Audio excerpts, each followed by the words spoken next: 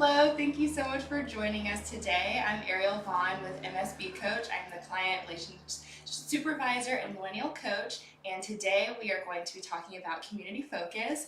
And I'm so honored to have Kelly Eplee here with us today. He is the former Executive Director of Building Goodness Foundation, and he's about to start a new role as the Donor Relations Director for Habitat for Humanity of Greater Charlottesville. So you have a wealth of knowledge over 35 years, so it's nice to be here. Yeah, so Kelly, how about you just first of all go ahead and introduce yourself and a little bit about your background so people can know about you. Kelly Eplee. I've been in the nonprofit sector professionally for about 35 years. Was in faith ministry before and then decided to really jump into community development work. Have enjoyed principally working with volunteers, but people who know, I went to business school at UNC Chapel Hill and got a very expensive degree and have absolutely not used it professionally in terms of the banking things that my dad fantasized I was going into. But I went into the nonprofit sector because I really believe in working with communities and leadership in communities to help improve their lives, and so that's what drove me this way. I've been in nonprofit work in housing and health related nonprofits.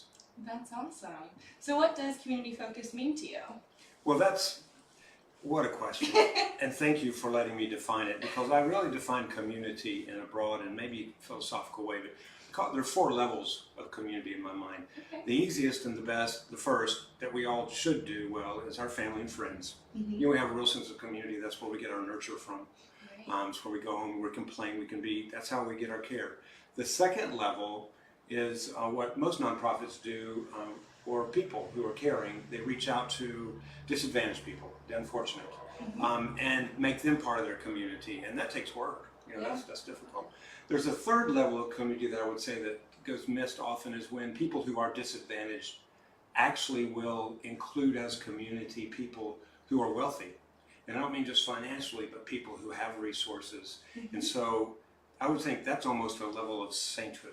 Yeah. When someone who's disadvantaged finds room to reach out to people who are very advantaged and make them part of their community. And so when that happens, people really need to celebrate that. Yeah. The fourth level of community is when that includes your enemies. Yeah. The people you really love to dislike. Okay. You know, whether, and I'm talking about all enemies, because, you know, even in my generation, we are now heavily interactive with communities that we were trying to kill, literally, when I was a child. Yeah. So, I mean, enemies, including enemies in community, I'd say approaches a love that is more divine than human. But it's so important for us to keep that aspect of community alive, because we are sharing a globe now.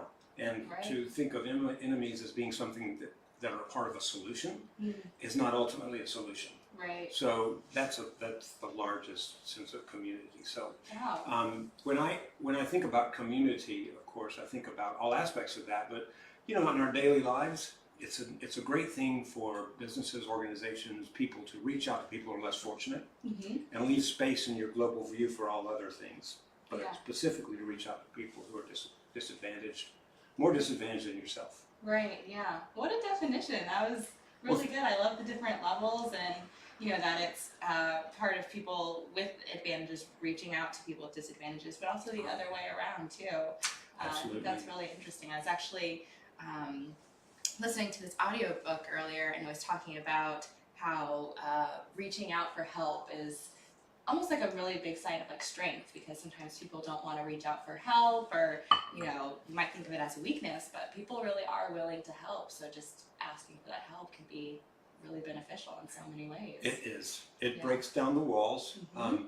When I've just finished with Building Goodness Foundation, and I'm going back to Habitat, but I would say both those organizations are perfect examples of when people have something to give, but at the same time, you have to go in expecting to receive something, because when you're working side by side with people to build their house or their school or their clinic, it becomes an interaction. Right. And always the giver ends up saying, I really didn't give so much, I got more than I gave, because I was learning from the people with whom I was working. And that's where community really happens, is when those walls are down. So it is harder to receive, I think. Yeah. But that, and it's hard to give, but that's what brings people together, and ultimately for solutions that improve everybody's lives. Definitely. And, when you do community work and, you have those people who say that they felt like they were given so much more than they actually did to help, what other impacts do you see from people that are community focused? Like what else, what other kind of benefits do you see? Different ways of knowing things. Just because someone doesn't have a degree doesn't mean they don't know things. So much, what used to be called native intelligence is probably not a politically correct term anymore, but ways of knowing things and how to function. If you really want to know about economics and efficiency, go to a mother who's got 3 kids and making it on 1 paycheck and watch how she operates within a world of less, of not having so much, but so many lessons that can be learned from learning from people who are different from us or challenged. That might be one of the quick and easy ways, but I think we just have to be open to those lessons as they're coming along. But I've worked a lot in developing countries, and almost always I'm more aware of the depth of their family relationships that are built more on being dependent upon each other for not just sometimes survival. Not just doing well, but getting fed and survival. So you watch a quality of family life that is not quite as visible in the States because we don't need each other as much. Right. So there are just lots of lessons to be learned when you are learning from the people that you're trying to help. Definitely. And so let's talk about because I feel like these are very personal benefits. What kind of things have you seen in organizations and among team members that participate in community outreach engagement? Oh, so many. The primary would be perspective. Perspective. Yeah. Realizing when you are part of a service or a giving opportunity that you have to see yourself in a different way. All of a sudden you don't see yourself by your familiar surroundings, you see yourself by how someone else sees you. It replaces yourself in the globe and in your own community, and you never are the same after that. Taking a perspective trip or a service trip where you're really open to learning just makes you come back realizing that you don't take yourself as seriously in some way, because you realize, oh my gosh, I thought I was the main one in the world. And you realize, oh, there are other ways to see the world. But you also take yourself more seriously because you realize you have responsibility to give and to be a better part of the community. So lots of people that I've worked with who get involved in nonprofit work are dissatisfied with their lives because they realize they're not giving back. They feel happy, they have lots, and they realize for good reason it's time to give back. And then when they give back, it begins a re-education time. Some of them say, gosh, I've been wasting all my time. Didn't know who I was until I really started working with people who were really different from me. Because they got perspective. Just that's the main lesson, I think. Perspective on who they are and what they can do and what they are. So it can really be life-changing on a lot of levels. It is absolutely transformative. I'm not in any stretch of the imagination the same person I was when I was 22 or 18. Coming out of my home, I had a great upraising. I have no problems at all with the way I was raised, but because of the adventures of service that I've been allowed through the nonprofit sector, I have a high quality of life and a great appreciation for where I fit into things. What's been one of your greatest lessons learned or greatest experiences that you'd like to share? Oh, that's a question I should have gotten in advance. I know. I didn't prepare for that one. I was based off of the conversation so far, I was I have to ask. I am always impressed at how much Africa affected me. When I finished my business degree, I went and became with a faith organization, the business manager. I was their accountant, bookkeeper, but allowed to be in a very poor part of West Africa, Togo and Burkina Faso, doing development work. And Africa made it into my blood because of the family structures there, the way people reached out and helped each other. their amazing resilience in spite of hardship. I learned what community was about there. Yeah. That everyone rose together or suffered together, and Yeah. and that changed a lot of my individualistic way of life. Right. That I think I got honestly, and I will not disparage, because we are ultimately individuals, but opening up to how we affect the community is very important. And I think Africa, living in a village setting in Africa, really just did that for me. Yeah. Yeah. That's kind of an extreme example, but you can do that same experience next door in your own neighborhood if you go and reach out to people who are very different from you. But that was so formative for me, because I grew up in the South, and primarily white South, and middle class. We weren't we weren't high up. We were a farmer group. Yeah. But by going to Africa, it put whole perspective on me and my culture, but then a perspective on the last 1,000 years of Western history. Right. The slave trade, the African Americans I went to school with as a kid, civil rights, the whole thing. Africa just sort of opened my eyes to the bigger world. So that was the perspective changer for me. Yeah. Completely reshifted my place in the world. Wow. Yeah. And you did sort of mention that, I mean, that was a, I guess, larger example. But how can organizations, like, what are some ways that they can get involved, like, in their community that might be, like, on a smaller scale but still very impactful? Yeah, there are 1,000 ways to be involved, Yeah. and all of them are good. Right. There is no judging here. Yeah. I love United Way Day of Caring. It is a chance for people to get out of the workplace and be blessed by their company to go and do something somewhere else. I like episodic volunteering that gives you a chance to go work somewhere on the weekend or Saturday, or and I think I like as well any experience that where you give to people who are different from you, or you listen. You know, you go in and you have some experience that helps you listen and add value somehow to their lives, or maybe just give them the dignity of listening. Right. And then letting that change who you are and who they are, because that's a gift in itself. Is real present listening, I think. So I would not. I think there are so many thousands of ways that people can give through the workplace and in their personal time. Lots of people do it through faith communities. Lots of people who are not from faith communities can still do it, of course, absolutely well. The effects are still true and good, that people are brought closer and that you are changed. Definitely. So, is that Yeah. very broad, non-specific answer? Yeah, no, that's good. But kind of building up on that.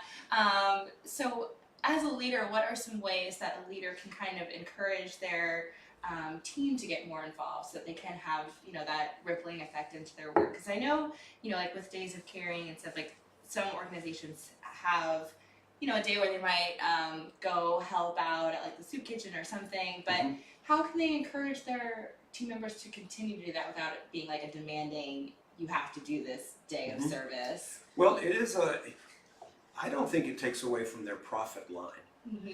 If they give employee time to do that, it might take away from their dollars and cents line, but it doesn't take away from their sense of community and morale that they build. And every good employer knows that's more important in the long run, is keeping good people who are engaged in for their hearts as well as their pocketbooks.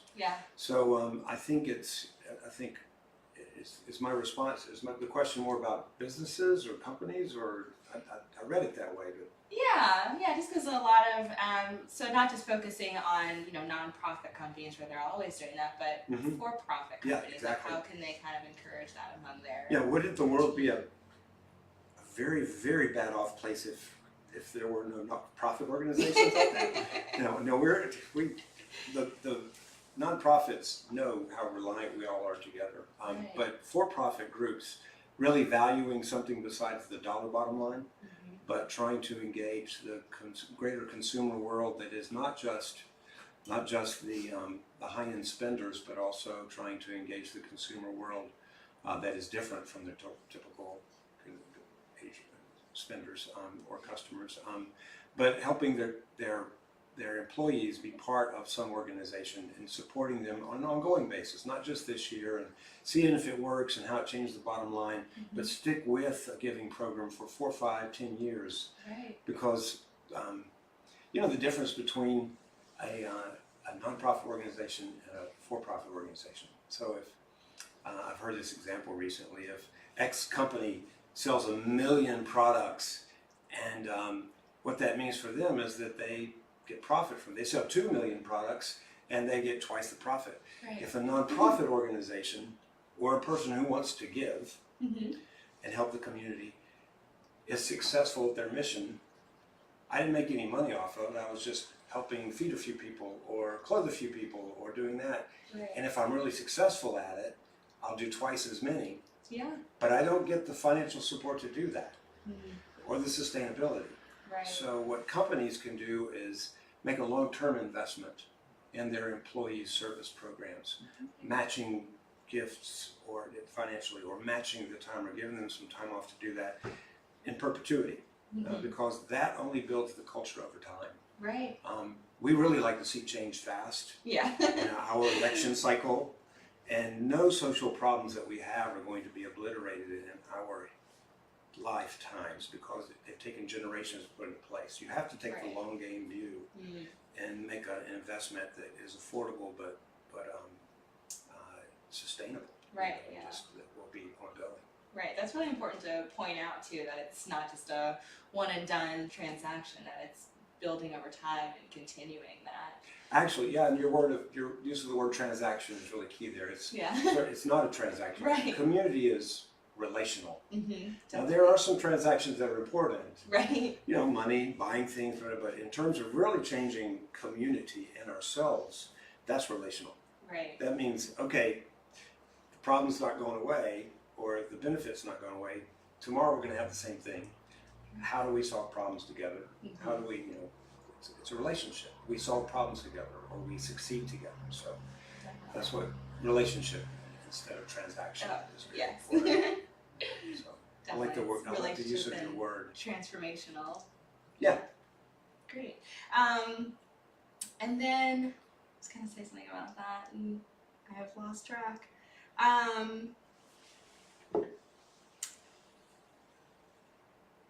So how can, I was going to ask you about, have you seen like a company that has gone from, you know, not really participating in the community to start to build a relationship with a certain nonprofit or something that's like really changed how the company has run, or even just like the people?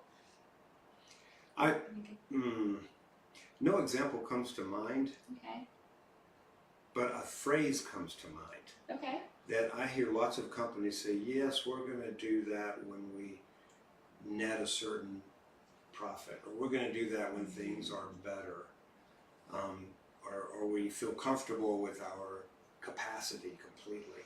Right. I've heard that many times, but then other companies who say, yeah, we just decided to do the right thing because it's the right thing, and it's got its own benefit Right. in the long run, and we had to jump in somewhere and get started. Right. So it's always a good time to start to be philanthropic in terms of your energy and your capacity. Right. It's always a good time to start. Yeah. Otherwise, you just never get there. Right. Yeah. Yeah, and that's with anything, and It's true. it's interesting that that's how some companies can perceive it as, you know, we'll start doing that when this happens, because that's kind of how people are in general. It's like, oh, I'll start giving more when I have more time or have more money, where it's just like you just kind of gotta find a place to get started. Yeah, I've been working in the construction industry, a nonprofit that's based in the for-profit construction industry, and there are, if I start naming one company, I feel like I should name a bunch, but if you go to the board of directors of Building Goodness Foundation, every one of those board members who are involved in a construction company are in companies that have been giving back seriously for years. Yeah. And it has transformed the culture of the company. Right. Because they've made that commitment, and they'll pay for a person to take a trip, or they'll show up on weekends and work, and it's become part of their culture. They don't do it now expecting like, oh, am I going to get a reward on this? They just do it because it's who they are, Yeah. and that's transformational. Definitely. That's transformative. So all the building construction companies involved with Building Goodness Foundation here in Charlottesville have, I would say, are great examples of that. Yeah, that's wonderful. And that's again on the point of that it's over time, that they continue to do it, and that's kind of created that culture. Yes, Yeah. it has. Yeah. Change happens slowly. We would love it to happen quickly. Right. There's no We're pill. pretty impatient these days, but it takes time. Yeah. And so, we've talked a lot about outside community, like community outside of your organization. What about community within an organization? What does that kind of look like to you? Constant communication, Mm-hmm. making the time for difficult conversations. If you can't sweep a lot of stuff under the rug if you're going to be living and working with someone. Yeah. We spend more time with our colleagues at work than we do with our own families sometimes. Yeah. So it's good communication, confronting the difficult things, but respect. Establishing that place of love, care, respect, trust that is also honest and can be appropriately confrontive when the times are there. So that's very important to an internal community, especially when you're very mission focused. Because the more you're focused on a mission, sometimes you don't stop and do your homework. Yeah. And get away on a retreat, reflect a little bit. How does this work and how that's working? Right. We really want to hit the mission, make the sale, do the production, or create the numbers out there. And if you don't make time to, have that reflection time and relax together, or enjoy together, or talk about serious things together, you're really cutting your own legs off. Yeah. Your efficiency goes way down. Right. It is about product, but it's also about who we are doing that. So you got to respect yourselves and make time for it. Right. It comes back to the relationships. It does. Yeah. It does. And when you said retreat, it just kind of reminded me of how MSBCoach has worked with Building Goodness Foundation for some staff retreats.